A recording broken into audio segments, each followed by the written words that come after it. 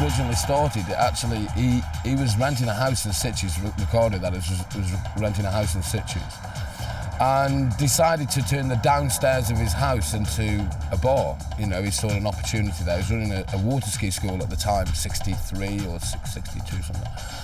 And so he basically knocked the whole downstairs through, which you probably didn't need planning permission in them days to do stuff like that, and opened a bar called Tito's.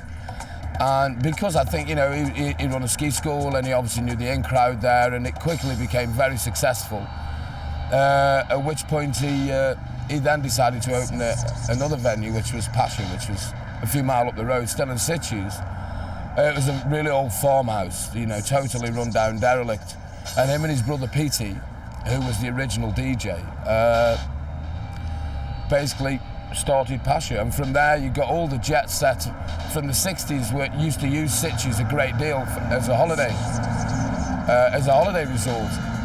It's 25 minutes, half an hour out of Barcelona, which is one of the most cosmopolitan cities in Europe. It's just grown so organically. With demand, the thing has grown. It's not really been forced on anybody. And that's the way it's developed, which I think is the best way.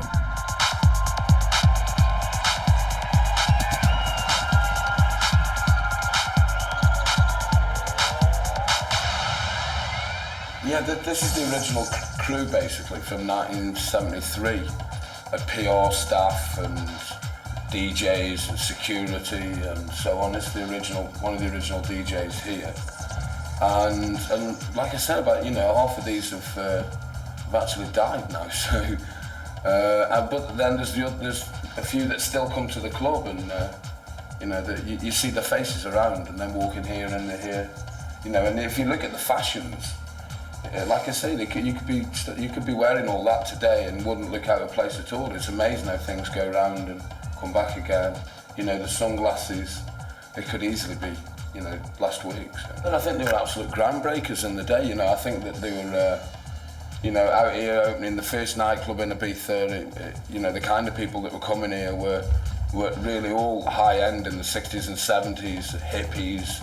But you know, I mean, nowadays we call them hippies with mobiles. You know, they dress like hippies, but obviously very wealthy and come from wealthy families and so on. But yeah, these were groundbreakers, definitely.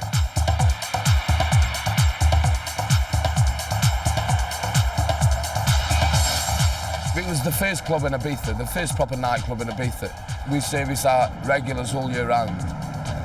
It's really cool here in winter. There's a totally different vibe. It's a much more tranquil, you know everybody, you know.